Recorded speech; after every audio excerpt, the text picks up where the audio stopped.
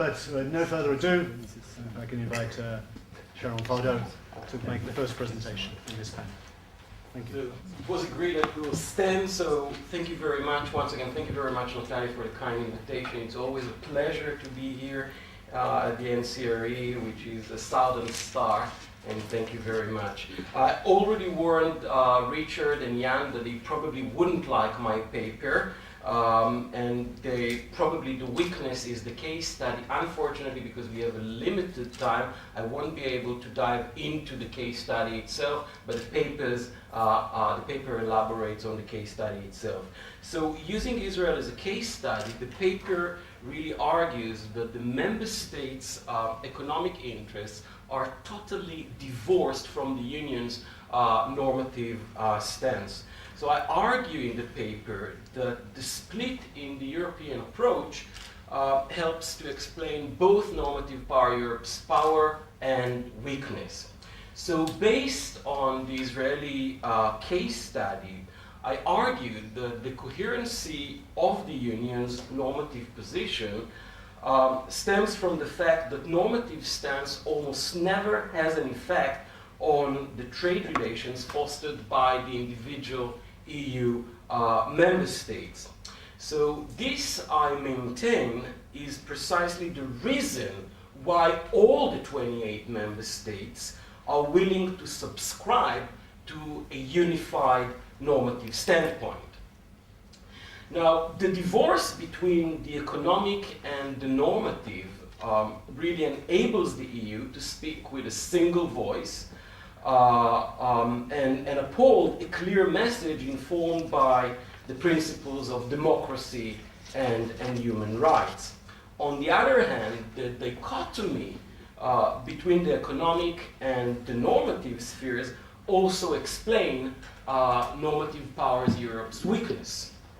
It really enables the EU member states to promote and cultivate trade relations with countries that simply violate basic normative positions of the European Union, basic human rights, and international law.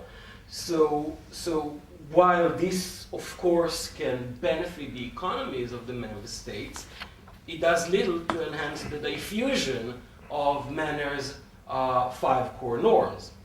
So even as the paper agrees that strategic interest and norms cannot be easily distinguished, I argue that the European Union espouses many kinds of norms, some of which better coincide with the economic interest of the 28 member states, and therefore are more readily diffused, while others are in conflict with the economic interests, and consequently their diffusion is hampered.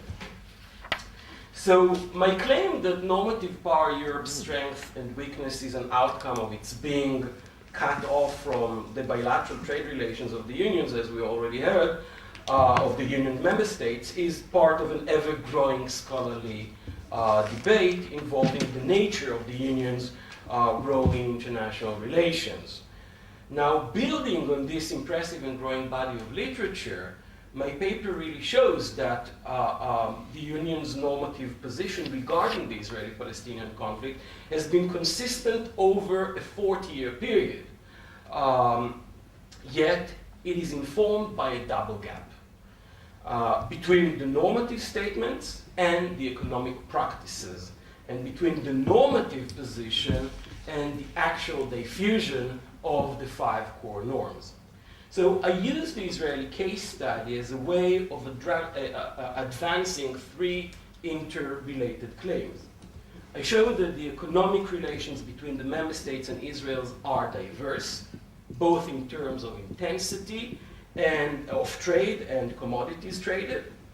This diversity, I argue, helps explain the first gap between the normative position and trade relations. Member states are willing to subscribe to a unified normative position precisely because the normative sphere is cut off from their individual and dissimilar economic interests. Now, this first gap explains the second one, namely the fissure between the normative position and the actual diffusion of the 5 core norms. Not surprisingly, when it comes to the Israeli-European Union relations, one can find significant diffusion of economic-related norms, but evidence of diffusion of the 5 core norms is almost zero.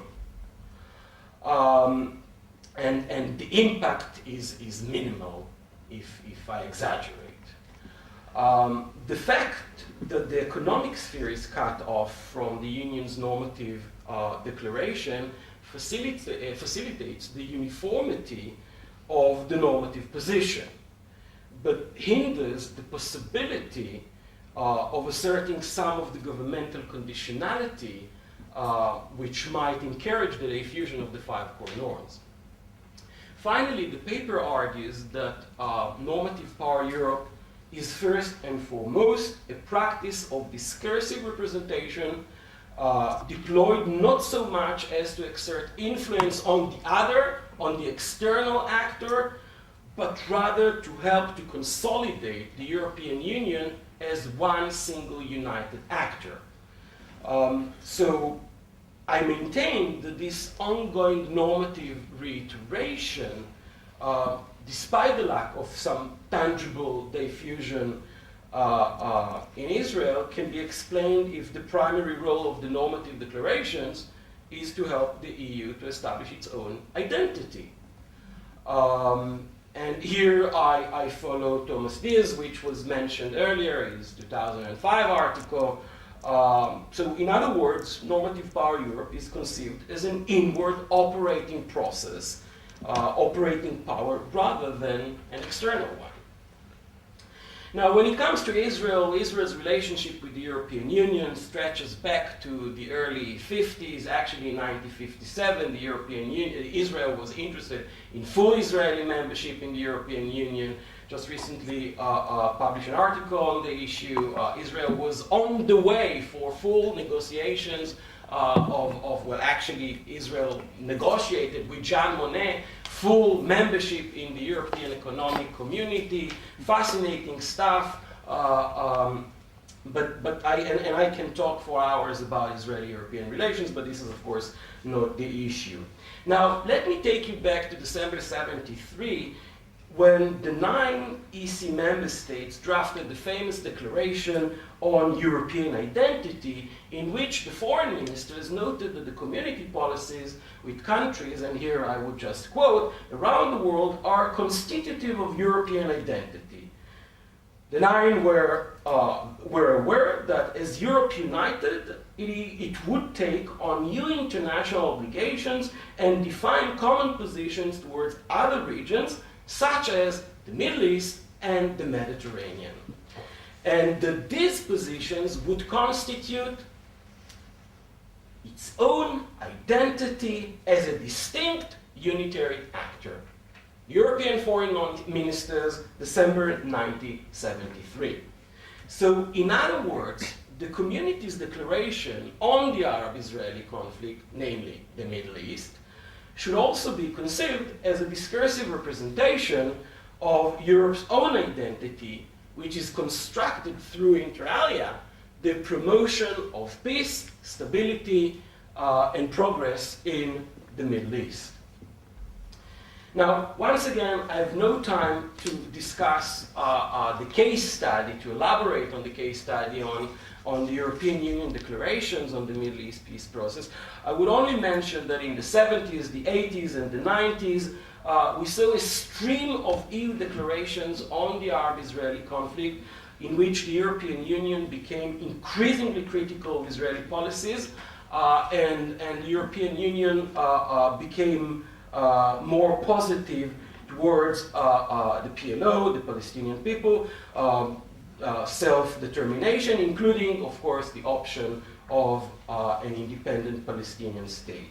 Now, these discursive practices of representation construct the Union's identity and the identity of the non-EU other. In this case, of course, the other is Israel, by highlighting the Union's moral rectitude and underscoring the other's normative shortcomings. Now, two issues stand out. First, the Union's position regarding the conflict in general and the Israeli settlement in particular. Even though for 40 years the European Union criticized heavily Israel on settlements, I can tell you that in 1991, when the Madrid peace negotiations began, and Israel ostensibly accepted the land for peace formula, there were about 90,000 settlers. In 2010, despite all the declarations of the European Union, the strong normative stance of the European Union, in 2010, there were over 300,000 settlers in the occupied territories. So Israel continued the project, the settlement project, despite the European Union normative position. And here I should link it to trade relations. Even though the European Union was far from being happy with the Israeli attitude and the Israeli occupation, the European Union became the leading trade partner of the State of Israel. Today, Israel is absolutely dependent on trade with the European Union. Why is that? Because the member states were not really interested in the normative position of the European Union. The member states were only interested in their own economic interests, in their own bilateral relations with Israel. Now, Martin already hinted that I cannot really continue for long. Now, two examples here that I should mention in which one would argue, and I'm sure some of you would raise these two issues, recent examples in which for a moment we thought that normative power Europe is up there defending the normative positions. However, that was not the case. The first one was the 2009 upgrade of relations, after which Israel launched its campaign, Operation Cast Lead in Gaza, and then for a second the European Union froze the upgrade of relations. However, in 2012, the European Union was happy to upgrade its relations with Israel. Rather than upgrade, the term was update. And then after the famous EU guidelines on Israeli companies in the occupied territories, once again Europe was happy with the normative position and the normative stance. However, Europe was so much interested in Israeli research and development, and in December 2013, the European Union, following a campaign by the member states, decided to bypass its own normative position in order to continue trade and research and development relations with Israel. So to conclude, clearly the separation between the economic and the normative is very important.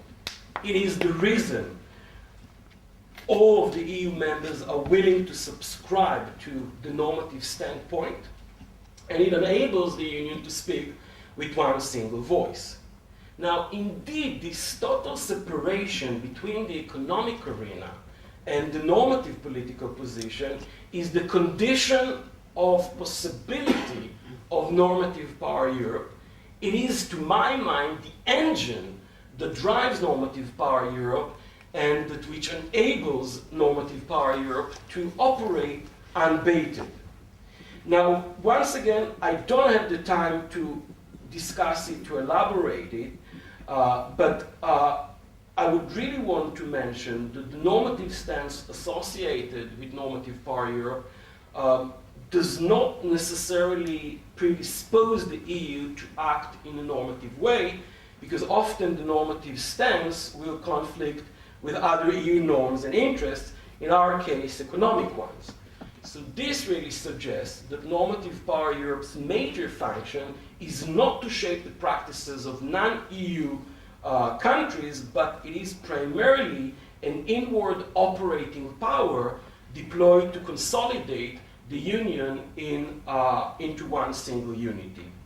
So The final comment here, and once again, I won't have the time to discuss the issue of identity formation. So to conclude, I agree that the European Union is committed to placing universal norms and principles at the center of its relations with its own member states. But when it comes to the Israeli case study, there's no evidence that attests to an ontological quality, and I believe that the impact of these norms within Europe needs to be further investigated. So thank you very much.